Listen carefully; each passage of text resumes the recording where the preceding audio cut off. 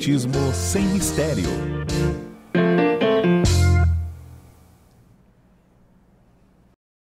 Olá pessoal, estamos iniciando o programa Espiritismo Sem Mistério, estudando o Livro dos Espíritos. Sejam bem-vindos. É muito bom estarmos aprendendo, conhecendo a doutrina dos Espíritos, todas essas informações que chegaram até nós graças ao esforço de Allan Kardec. São tantas perguntas nessa obra, mais de 1000 perguntas, e todas elas trazem sempre um conteúdo interessante, coisas que a gente pode aprender e desenvolver, né? Nos desenvolvermos com esse aprendizado. Então, se você não me conhece, eu sou Solange Sauan Godoy, fique conosco, pegue seu livro, seu caderno, vamos adiante, porque hoje estaremos falando sobre a influência dos espíritos sobre os acontecimentos da vida. É isso mesmo, será que os espíritos, eles influenciam nos acontecimentos da vida? E nós já iniciamos esse tema no programa anterior e hoje daremos continuidade. Como vai, André? Olá, Solange, tudo bem com você, querida? Tudo bem. Nossa alegria é muito grande de voltarmos a essa temática do Livro dos Espíritos, não só nós, eu e Solange, mas toda uma equipe que tem ficado muito atenta a que você possa também ter a qualidade de vídeo e de áudio para estudar conosco. Nós temos então o nosso Felipe Prince, o André Gaspar, o Raul Mendonça, o Jefferson Souza, a nossa produtora Regina Prata, o nosso Jefferson Carvalho e o Valdecir Lourenço. A todos eles mandamos o nosso abraço e desejamos que vocês que estão assistindo possam se recordar de que não estão sozinhos. Existem muitos espíritos encarnados cuidando para que você também conheça as belezas da doutrina espírita. Como a Solange falou, o tema que vai continuar a nossa trajetória é o da interferência dos espíritos no mundo corpóreo. Este é um tema dentro do grande tema que fala sobre a intervenção dos espíritos. Hoje é nos acontecimentos da vida, eu que me equivoquei aqui, influência dos espíritos sobre os acontecimentos da vida. Está dentro da influência, a intervenção dos espíritos no mundo corpóreo. Essa intervenção dos espíritos vai da pergunta 456 até a 557, 101 perguntas. E agora nós estamos na parte final, já passamos mais de 50 perguntas, estão faltando apenas umas 30 ou 25 perguntas para terminarmos essa parte da intervenção dos espíritos no mundo corpóreo. Você vai ver o slide número 1 aí na tela para se recordar. Nós nem vamos falar muito dele, porque todas as vezes você já vê, é uma inspiração sobre a intervenção dos espíritos no mundo físico. Vamos ver. É assim que a gente sempre abre os nossos programas, não é? Com esse slide, falando a respeito dessa espiritualidade, que pode estar nos influenciando de forma positiva ou de forma mais negativa. Isso dependendo mesmo. Das nossas tendências. E agora, o slide seguinte, o slide 2, você vai ver a pergunta que Kardec faz. Uma pergunta bastante complexa, é longa, mas é muito nítida, é muito bem elaborada. Vamos ver lá, Solange. Tendo os espíritos uma ação sobre a matéria, podem provocar certos efeitos para que se cumpra um acontecimento? Por exemplo, um homem deve perecer. Ele sobe em uma escada, a escada se quebra e o homem se mata. São os espíritos que fazem a escada quebrar para cumprir o destino desse homem? É uma pergunta interessante. É interessante porque está se referindo a um tema que nós estamos já vendo na pergunta do programa anterior. Nos programas anteriores, falando do pressentimento, nós vimos que os espíritos, eles atuam materialmente. Eles podem interferir fisicamente, porém, a resposta que eles deram é muito interessante, porque eles podem sim, mas eles nunca agem fora das leis da natureza. A pergunta era 525, letra A, é uma subpergunta da 525. Eles podem sim, já que eles podem interferir no mundo físico, Kardec quer saber, um homem precisa morrer. Ele sobe de uma escada, a escada se quebra, ele cai e se mata. Os espíritos podem ter quebrado a escada? Podem ter enfraquecido o degrau para ele poder cair e se matar? Já que chegou a hora dele morrer? Então os espíritos atuam para que aquilo que vai acontecer aconteça dessa maneira, intervindo na natureza física das coisas? É a pergunta que Kardec está pondo os espíritos na parede. Vamos ver o que eles respondem? Vamos ao slide número 3.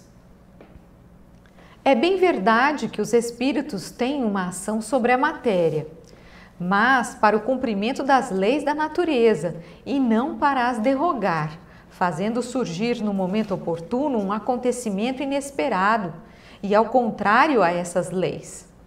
No exemplo que você cita, a escada se rompe porque ela estava carcomida ou não bastante forte para suportar o peso do homem. Bom, pode deixar aí na tela. Os espíritos, eles confirmam, eles têm uma ação sobre a matéria. Mas eles têm esta ação para cumprirem as leis da natureza, não para modificar as leis, para fazer com que as coisas aconteçam. Então, neste exemplo, que o homem subiu na escada, a escada quebrou, ela quebrou não porque os espíritos foram lá e quebraram a escada, mas porque essa escada estava já carcomida, já estava meio podre, ou não estava bastante forte para suportar o peso daquele homem. Não é que os espíritos foram lá e desaparafusaram os parafusos, ou deram um passe de dispersão na madeira para a madeira ficar fraquinha e o homem catapimba, cair lá de cima. E isto é o cumprimento das designações que aquele homem tem que passar. Agora, logo na mesma pergunta, a 526b, nós vamos ver Kardec voltando a esse tema. Veja lá, Solange. Se estava no destino desse homem perecer dessa maneira, eles lhe inspirarão o pensamento de subir por essa escada, que deverá se romper sob seu peso, e sua morte terá lugar por um efeito natural, sem que seja necessário fazer um milagre para isso? Essa eu disse que era uma pergunta, resposta, mas é a continuação da resposta. Desculpa, Solange. Ok. Eles continuam respondendo isso. Exatamente isto. Olha, se este homem tinha esse destino e ele precisava morrer dessa forma, eles vão inspirar a este homem o pensamento de subir por essa escada, que deverá se romper sob seu peso, e então sua morte terá lugar por um efeito natural, sem que seja necessário fazer um milagre para isso. Ou seja, quebrar a escada, desaparafusar os parafusos para que a escada caísse, não é mesmo? Exatamente, eles vão inspirar o homem. Utilize essa escada aí, vai nela, porque eles sabem que a escada já está meio quebrada, que provavelmente ele vai cair e aí ele vai desencarnar. E que chegou o momento dele passar por acontecer. Isso mesmo. Agora, dentro dessa mesma temática, Kardec vai fazer uma outra pergunta, que é a pergunta do slide 5, pergunta 527. Vamos ver na tela. Tomemos um outro exemplo em que o estado da matéria não seja relevante. No caso, o estado da matéria é o estado da escada. A escada devia estar podre antes. Mas agora ele vai fazer uma hipótese em que já não tem mais esse problema da matéria estar podre ou não. Vamos lá. Um homem deve perecer pelo raio. Ele se refugia sob uma árvore. O raio brilha e ele é morto. Os espíritos podem provocar o raio e dirigi-lo sobre ele? Então os espíritos, eles são como Está querendo dar um Dumbledore. jeito. Tem uma varinha de condão. Agora vamos soltar o raio em cima daquele homem. Você vê lá nos filmes do Harry Potter, aquelas varinhas que fazem os raios chegarem, aquelas lutas entre eles, como se eles tivessem o poder de fazer isto para cumprir o destino daquele homem. A hipótese agora é outra. O homem deve morrer eletrocutado. Está tendo uma chuva e ele vai para baixo da árvore se proteger. E de uma certa forma os espíritos aí estariam utilizando os efeitos da natureza. Isso. Não é? Para fazer com que esse homem pereça. Mas Kardec quer saber, os espíritos podem produzir o raio? E podem mandar o raio na direção do homem? Por ação dos espíritos? É a pergunta que Kardec faz. Vamos ver então a resposta? É ainda a mesma coisa. O raio explodiu sobre essa árvore nesse momento porque estava nas leis da natureza que fosse assim. Não foi dirigido propositadamente sobre essa árvore. porque o homem estava debaixo, mas foi inspirado ao homem o pensamento de refugiar-se sob uma árvore sobre a qual o raio devia desabar. A árvore não seria menos atingida por estar ou não estar o homem debaixo dela. Então aqui a gente vai chegar numa seguinte constatação. Vejam só, todos os que estudam a física dos raios, da eletricidade, sabem que em campo aberto, a energia elétrica que se polariza entre a superfície da Terra e a atmosfera, essas cargas elétricas vão ficando polarizadas. E então, um serve de escoadouro para o outro. E esse escoadouro costuma sempre encontrar, para descarregar-se, os caminhos mais curtos, mais breves. Então, aqueles pontos mais altos são os que atrairão, em primeiro lugar, a descarga elétrica. Por esse motivo, o homem aprendeu a construir para-raios no alto de torres.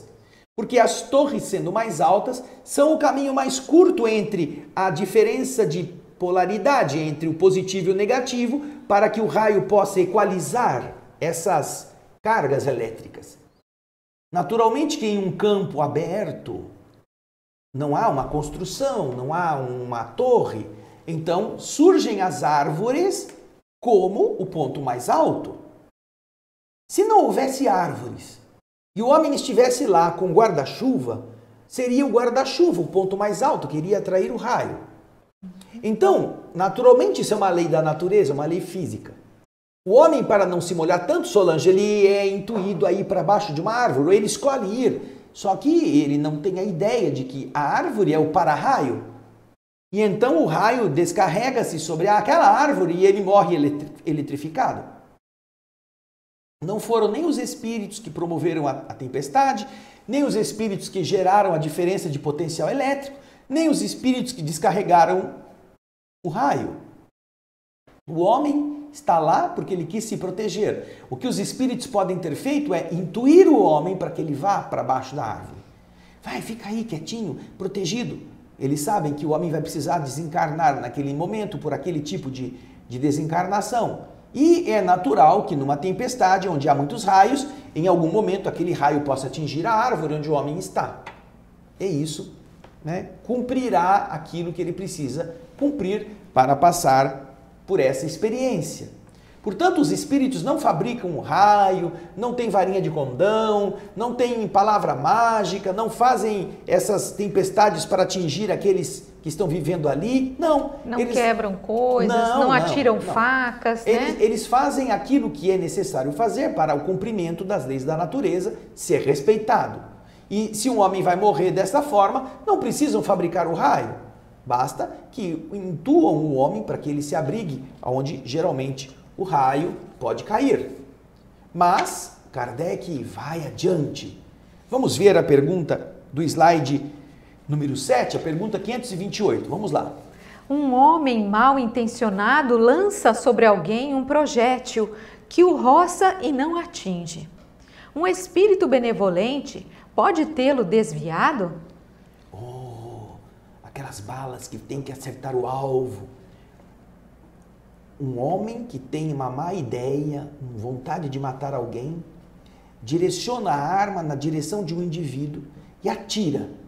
A bala sai da arma e roça a pele do homem sem matá-lo. Kardec então pergunta: o fato de a bala não ter matado o homem pode ter sido produzido por um espírito que desviou a bala? Desviou o projétil para não acertar no homem? Outra pergunta semelhante à interferência dos espíritos nos fatos da vida. Os espíritos podem alterar a trajetória, podem alterar a direção que um projétil está tendo? E aí, o que será que você pensa que vai acontecer? O que será que os espíritos vão responder? Vamos ver a resposta então, vamos lá.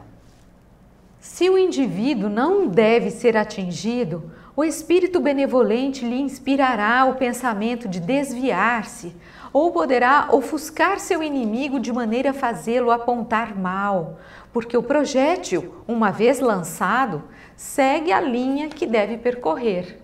Olha aí mais uma vez a lei da natureza. Se o projétil foi lançado, ele vai seguir aquela trajetória. Mas o que os espíritos podem fazer então se eles não alteram a direção do projétil? Eles vão intuir, a pessoa que vai ser a vítima, pode intuir naquele momento que ela abaixe ou que ela vire o corpo e sem querer acabe desviando o projétil, acabe não acertando ou pegando de leve, pegando numa região menos letal. Ou então eles podem fazer com que o atirador tenha a sua visão meio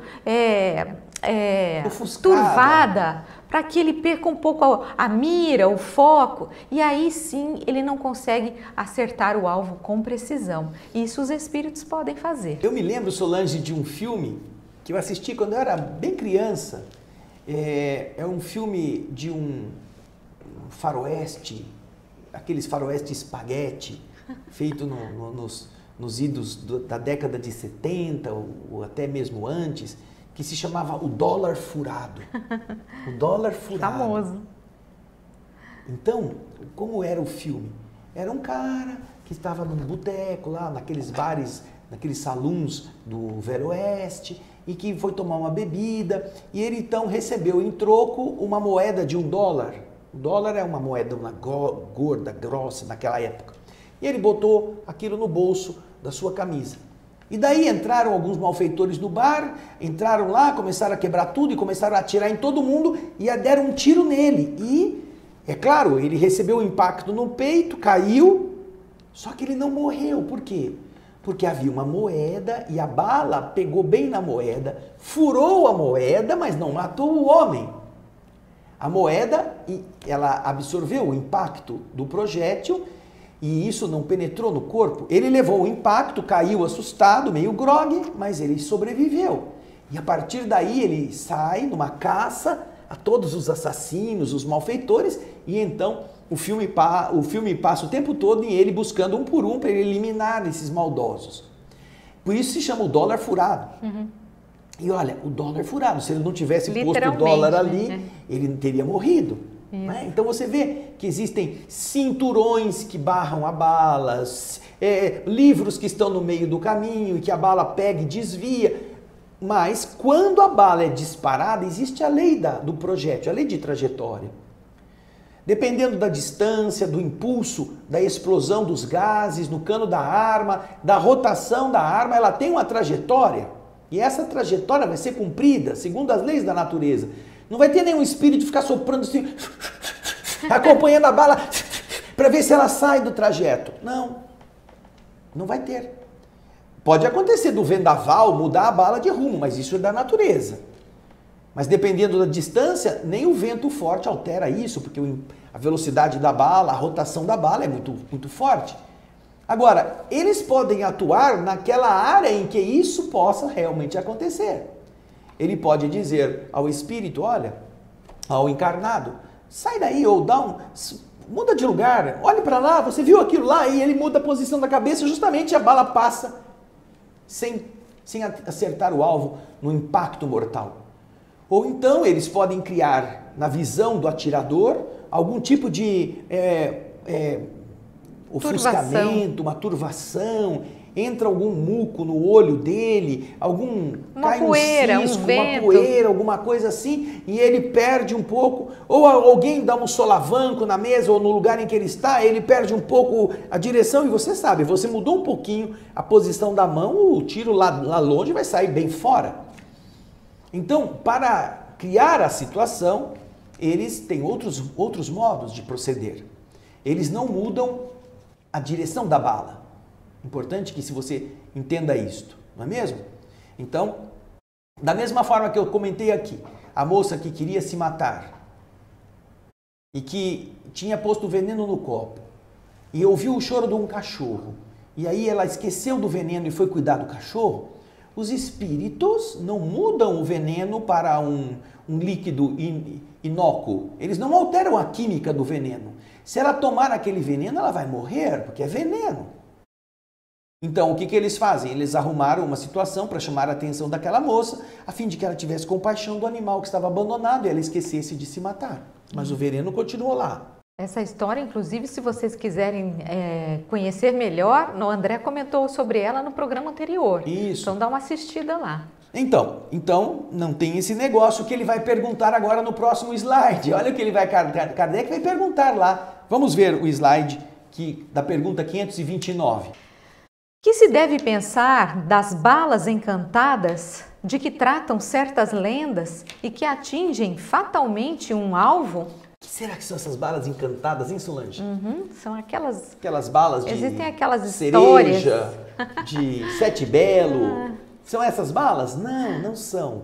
Que história, Solange? São as histórias, as lendas, como a pergunta diz, em que uma vez lançada a bala, ela ia percorrendo o espaço até encontrar o alvo e atingir o seu alvo. Então não importa, se ela tivesse que fazer curva, ela faria curva, descer, subir, até atingir o alvo. São as chamadas balas encantadas. Isso no tempo de Kardec era uma lenda, mas hoje em dia existem mísseis que são teleguiados, né, pelo calor, são guiados pela emanação de calor dos motores. Então, se o avião vira, o míssil vira, ou eles são guiados pelo ruído do motor, então sonares nos submarinos. Então você vai vendo que hoje já existem projéteis que perseguem o alvo, mas isso não por causa de estarem encantados, mas porque eles possuem uma tecnologia que faz com que outras fontes de sinal sejam percebidas pelos seus terminais, pelas suas leituras. E assim eles perseguem isto. Tanto é que os aviões modernos hoje, quando são detectados por algum inimigo que solta um míssil contra ele, os aviões hoje são dotados de um tipo de defesa antiaérea em que eles soltam vários, como se fossem pequenos rojões de calor, como por todos os lados, assim, atrás dele. E isso para confundir a leitura térmica do míssil. Então pode ser que o míssil se encante com o rojão achando que é o motor e ao invés de seguir o avião, ele siga o míssil, siga esse rojão e não atinja o avião. Porque um míssil, ele viaja a uma velocidade muito maior do que o avião. Avião a jato, o caça. O míssil é pequenininho, ele é mais leve. Então ele, fatalmente, se nada for feito, é preciso muita perícia do piloto para escapar de um míssil. E então eles contam com essa maneira de distração. Eles chamam isso tem um outro nome. Dissuasão, meios de dissuasão, meios dissuasórios, que fazem com que os mísseis, os torpedos percam o alvo. No caso dos submarinos também, que eles lançam esses aparatos para tentar distrair, vamos dizer assim, o torpedo que está a caminho. Isso.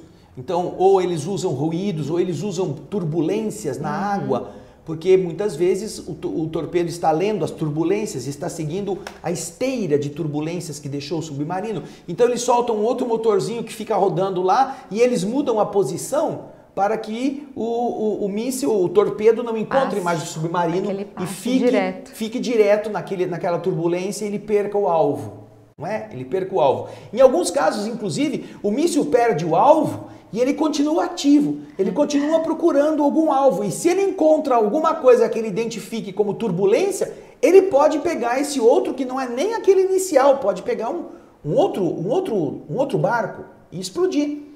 Essa história nos conta A Caçada ao Outubro Vermelho, o filme. Eu estava pensando nele. O filme Caçada ao Outubro Vermelho conta uma história dessa. O míssil está ativo ainda na água e ele então, ao invés de conseguir atingir o submarino ao qual ele foi destinado, ele acaba atingindo o submarino que deu o disparo do próprio torpedo. Então você vê, né? Existe já uma tecnologia que faz essa modificação de objetivos, de trajetórias. Em que o projétil segue o alvo. Ele vai atingir o alvo de alguma forma. Mas não porque seja mágico, não. E sim porque tem a tecnologia. Agora, nos tempos de Kardec, não havia isso, né? Kardec é quase do tempo do arco e flecha, né? Quase. Ele está no tempo em que ainda as garruchas quase eram chuchadas assim, pelo cano, pela boca. Então, a arma, o disparo não tinha muita tecnologia. Era uma forma de apenas acender a pólvora e fazer o negócio explodir, e aí a partir daí sorte para quem escondesse, né? Então não dá para mudar a trajetória. Então por isso que Kardec pergunta, bom, e essa história dessas lendas, dessas balas encantadas, como é que é isso? Isso realmente acontece? Elas fatalmente vão atingir o alvo? Isso existe? Vamos ver a resposta? Pura imaginação. O homem ama o maravilhoso e não se contenta com as maravilhas da natureza. Então são lendas, são coisas que o homem inventa, com o homem... é uma coisa que a gente quer fazer as coisas serem do jeito que a gente gostaria, mas não são assim, né? Então agora nós temos a pergunta 529A, que é esta subpergunta dentro da 529, e a Solange vai ler para nós. Os espíritos que dirigem os acontecimentos da vida podem ser contrariados pelos espíritos que queiram o contrário? Dá um exemplo, Solange. Foi de repente essa, deixa eu pensar. Não, é fácil, não é difícil. Vamos lá. Os espíritos que dirigem os acontecimentos da vida podem ser contrariados pelos espíritos que queiram o contrário? Eu entendo que aqueles espíritos que são os responsáveis, né, por tudo que ocorre nas nossas vidas, o planejamento deles pode ser contrariado pelos espíritos que desejam que determinadas coisas não aconteçam? Eles podem interferir nisso? Seria isso? Vamos usar o mesmo exemplo que Kardec deu. O homem tem que morrer caindo da escada. Aí os espíritos sabem que aquela escada está carcomida. Então eles vão lá e induzem o homem a subir naquela escada. Mas tem alguns espíritos que não querem que o homem morra ainda. São os espíritos que gostam de que ele é bêbado, que gostam que ele é drogado, que gostam que ele faz coisa errada. E os espíritos que não querem que ele padeça daquele acidente. Poderiam os espíritos falar para ele, não sobe não, essa escada não é para você, essa escada é perigosa. Ou seja, os espíritos que não querem que aquilo aconteça podem interferir no acontecimento daqueles espíritos que sabem que aquilo precisa ocorrer? É a pergunta que Kardec está fazendo. O que Deus quer deve ser. Se há atraso ou obstáculo, é por sua vontade. Bem, a resposta deixa bem claro que tudo que tem que acontecer como Deus deseja, deve acontecer. Se existir algum atraso ou se existir algum obstáculo, é porque Deus permitiu que fosse assim. Se algum grupo de espíritos conseguir impedir que o homem suba na escada, é porque também Deus permitiu que isso acontecesse, por algum motivo. Nada acontecerá sem a permissão divina. Portanto, aquilo que parece um evento anômalo é um evento que, de verdade, está sob as determinações superiores. Eu me recordo do livro que se chama Sexo e Destino, que nós estaremos, se Deus permitir que a gente chegue até lá, estaremos lendo depois que passarmos esses livros que estamos atuando agora no espírito da letra. Estamos lendo o livro Evolução em Dois Mundos, depois vem o Mecanismos da Mediunidade e depois provavelmente vem o Sexo e Destino. Esse livro Sexo e Destino tem uma situação estranha, uma situação dessas, parece contraditória. Um casal tem duas filhas, uma se chama Marina e a outra se chama Marita. Essa Marita, na verdade, é considerada uma filha adotiva, mas foi criada como se fosse filha do casal, irmã da Marina. Porém, o Cláudio, que é o pai, ele tem uma inclinação sexual pela moça e ele tem volúpia de ter uma intimidade com ela. Ele então cria uma situação em que, interferindo num bilhete que o namorado mandou para Marita para marcar um encontro em um quarto clandestino de um lugar meio suspeito, ele então cria a situação de que, estando no horário, no lugar do rapaz, para se fazer passar pelo mesmo, ele fala com a dona do bordel que apague as luzes e naquele momento em que a moça entra no quarto, tudo está apagado e ele faz o papel do namorado que havia marcado o encontro, sem que a moça saiba. E a moça então se entrega naquele momento de volúpia, o rapaz, que não é o rapaz, mas é o Cláudio, o pai adotivo, tem o seu prazer ali naqueles momentos de euforia, e de repente a luz volta e a menina vê que está, não com o namorado, está com o pai. Ela sai desesperada, desajustada, se vestindo e vai correndo pela rua para fugir deste momento tão assim frustrante para ela. Aí ela está tão desarvorada que ela pensa em se matar. Aí ela vai ao farmacêutico da família, que está no fim da noite, no começo da noite, preparando-se para fechar o estabelecimento.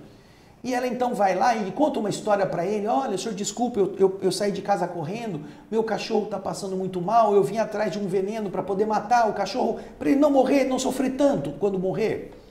E então o velhinho, conhecendo a família, conhecendo a situação, se condói do animalzinho, vai lá no fundo e começa a preparar. Mas quando ele está buscando o veneno para dar para o cachorro, um espírito amigo que está acompanhando a cena, ele sussurra no ouvido do velhinho: escuta, presta atenção, a moça está toda mal ajambrada, está descabelada, está sem bolsa, está pedindo um veneno que está dizendo para o cachorro, e se não for para o cachorro, pode ser para ela. O farmacêutico, que tinha uma alma aberta para a bondade, fica com receio. O pressentimento, lembra lá do pressentimento? Fica com receio de dar o veneno e a moça bebeu o veneno. Então ele pega um sonífero, um calmante de pouca letalidade, coloca no lugar e dá para a moça. A moça promete vir fazer o pagamento no dia seguinte, e a moça então agora, sabendo que ali tem o veneno, que não é veneno, vai tentar se matar. Vai para a praia e toma tudo aquilo e adormece. Adormece, porque agora ela tem que esperar a morte. E o calmante vai fazer isso, vai deixá-la entorpecida, mas ela não morre. Quando ela está ali, espíritos amigos estão velando por ela, mas uns garis que estão ali pegando lixo, querem ver a moça ali caída na areia e começam a apalpá-la, começam a abusar da moça. Ela então, que está achando que morreu, de repente é forçada a vir à vida com alguém que a apalpa, que usa, que abusa do seu estado de descuido. E então ela sai correndo sem entender o que está acontecendo, imaginando que ela está morta, mas quem é que está a agredindo sexualmente? E ela vai atravessar a avenida e ela é atropelada por um carro na avenida, no Rio de Janeiro. Quando isso acontece, os mentores estão com ela e eles ficam surpresos, porque ele diz: eu não sei, eu não sabia que este momento estava previsto para acontecer agora, não tinha nenhuma informação. Mas ele, que é o Félix, ele diz ao André Luiz: porém, se isso aconteceu assim, é porque existem determinações superiores ao meu conhecimento que eu não tenho informação para que pudesse acontecer. Ele vai então solicitar do mundo espiritual autorização para que pelo menos a mantenham por uma semana ainda, num processo de desencarnação lento, para diminuir o impacto. É exatamente isso que estamos vendo aqui nesta situação. Estamos aqui, pode acontecer? Pode, mas se acontecer é porque Deus deixou. A moça pode morrer fora do horário? Pode, mas não é porque morreu fora do horário, é porque alguma coisa aconteceu que ela precisava passar por aquilo. E mesmo que os instrutores não estivessem sabendo, eles terão que administrar a situação, porque Deus permitiu que assim fosse. Se não tivesse que acontecer, não aconteceria. Como, aliás, nós temos no outro exemplo do livro Obreiros da Vida Eterna, em que uma senhora que tem que morrer tem a sua morte adiada por uma prece, a prece do seu netinho de 5 anos. É capaz de interferir para que a morte daquela senhora não viesse a atrapalhar a gestação da sua filha, que está aguardando o nascimento de uma alma que vai ser companheira daquele menino na realização de obras importantes na Terra. Então o menininho pede que a vovozinha não morra e os espíritos, entendendo a necessidade de adiar a desencarnação, concedem um prazo, uma moratória de alguns meses, para que primeiro nasça a criança e depois a velhinha possa ser levada. E isso acontece porque Deus permite. É, isso mesmo, isso é bom a gente pensar, porque muitas vezes nós passamos por dificuldades aqui no plano material e achamos que às vezes até as situações são injustas que estão acontecendo e nós às vezes não nos conformamos com isso, mas a gente precisa sempre lembrar, essa frase é muito boa: o que Deus quer deve ser. Se esses acontecimentos estão vindo, estão atrasando a nossa trajetória, estão trazendo obstáculos à nossa evolução, é também porque Deus está permitindo que isso aconteça. É da sua vontade. Então a gente tem que sempre aceitar, compreender que se esses obstáculos estão acontecendo é porque Deus também está deixando que isso aconteça, e muitas vezes isso acontece justamente para nos testar. Até que ponto nós somos realmente firmes, nós somos persistentes, nós somos espíritos bravos para enfrentar essas situações. Agora, na questão seguinte, dentro disso que a Solange está falando, na questão seguinte, nós vamos ver a pergunta de Kardec com uma resposta bastante interessante. Vamos lá. Os espíritos levianos e zombeteiros não podem provocar esses pequenos embaraços que vêm obstar nossos projetos e confundir nossas previsões? Em uma palavra, são eles os autores disso que são vulgarmente chamadas as pequenas misérias da vida humana? Existem espíritos que podem criar dissabores, problemas, atrapalhar o caminho e produzir insucessos para deixar a pessoa nervosa. Isso que chamam de pequenas misérias da vida humana pode estar sendo produzido por espíritos levianos e zombeteiros. Por que são zombeteiros? Porque eles estão gozando dos problemas que causam. São levianos porque ficam fazendo leviandades, tolices, passando o pé nas pessoas, derrubando coisas. Então, isso pode ser causa desses problemas? Vamos ver a resposta no slide seguinte. Eles se alegram com esses aborrecimentos que são para vocês provas para exercitar sua paciência. Mas se cansam quando veem que nada conseguem. Entretanto, não seria nem justo nem exato acusá-los de todas as suas decepções, das quais vocês mesmos são os primeiros artífices pela sua irreflexão. Entenda que se sua baixela se quebra, é antes pelo fato de tua imperícia que pelos espíritos. É muito interessante. Tem gente que bota a culpa tudo nos espíritos. Tropecei Isso porque foram os espíritos. Caiu o copo porque foram os espíritos. Não deu certo o negócio porque foram os espíritos. Agora, você conta para todo mundo o que você quer fazer. Você é estabanado, você não presta atenção, você não guarda as coisas nos mesmos lugares. Não precisa de espírito para fazer você perder os objetos. Você mesmo perde.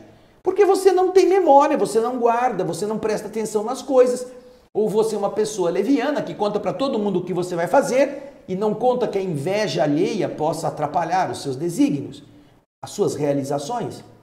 Por isso os espíritos dizem para nós, todas as vezes que você tiver um plano de fazer alguma coisa, sobretudo na questão das dinâmicas da doutrina espírita, alguma atividade que você vai fazer, não converse com ninguém fora do lugar onde você está, no seu centro espírita, ou no seu local de trabalho, no seu lar. Não conte para mais ninguém.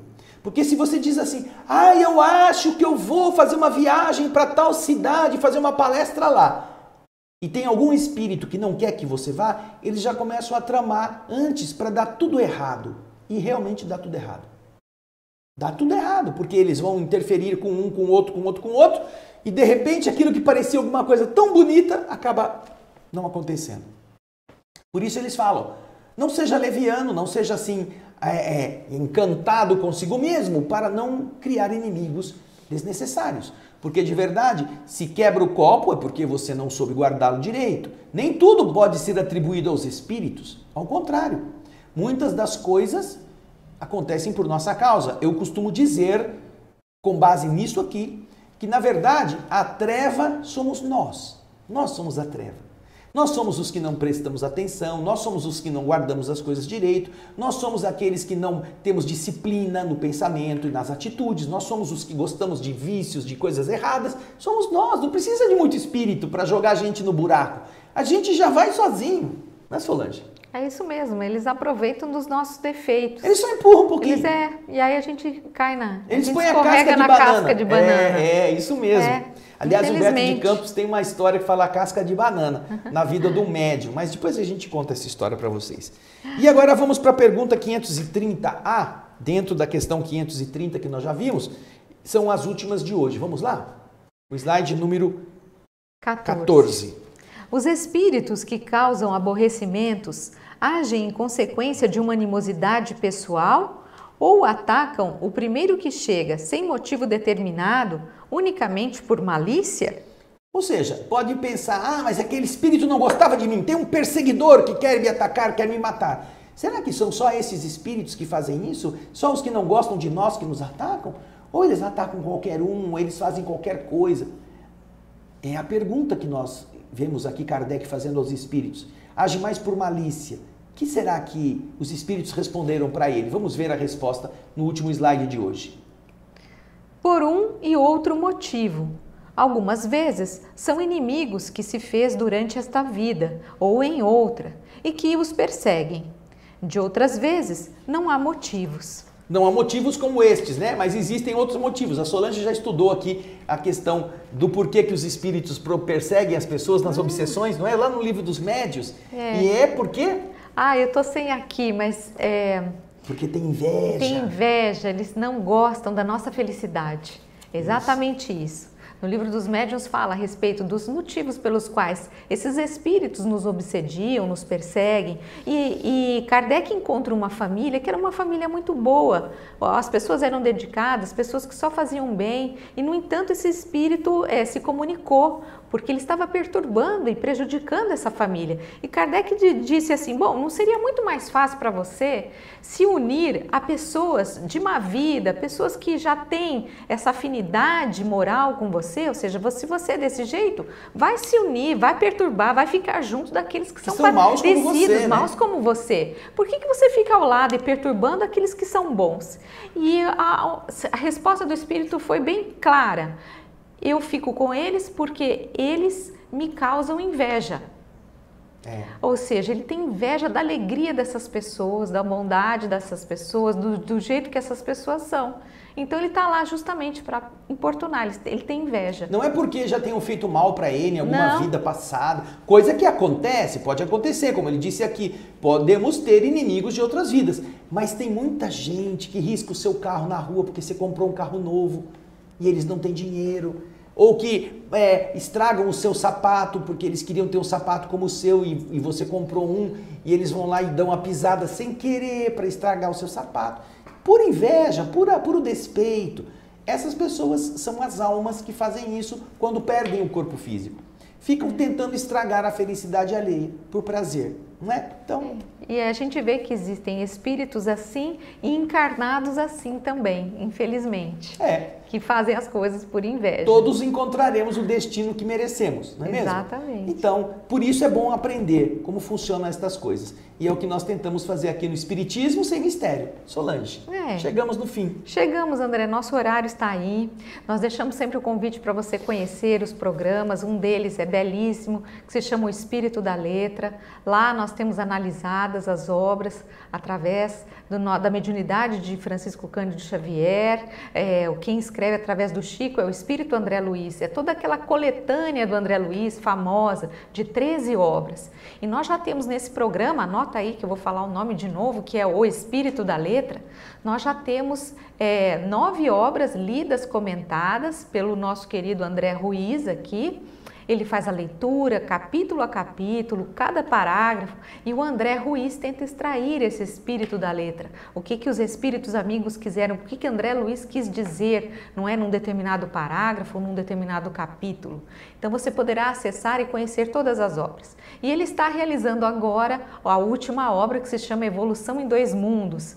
Então esta bela obra, nós temos capítulos sendo lançados todos os sábados e você poderá acessá-la, seja na TV Mundo Maior ou na TV Alvorada Espírita também. No caso da TV Alvorada Espírita, você tem um canal específico, youtube.com/o Espírito da Letra, tudo junto. Você já vai para o canal onde estão todas as 9 obras completas e esta 10ª, que já está indo para o seu 13º capítulo, no livro Evolução em Dois Mundos, na primeira parte do livro, né? Então, aproveite. Tem tantas coisas que você nem imagina que existam e que o mundo espiritual nos explica. Isso. Agora, se você gostar de histórias brejeiras, de contos, acesse um outro programa que se chama Alegria de Viver. Aqui na TV Mundo Maior mesmo, eu e a Solange fazemos estreia no domingo, com reprise na segunda, me parece que é assim. Alegria de Viver, estamos lendo a obra Cartas e Crônicas do Espírito Humberto de Campos. É isso mesmo, nós agradecemos a sua participação e daqui 15 dias estaremos de volta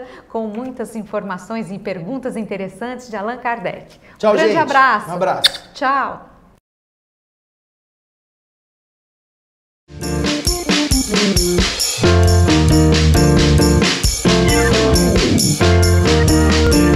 Termina aqui. Espiritismo sem mistério.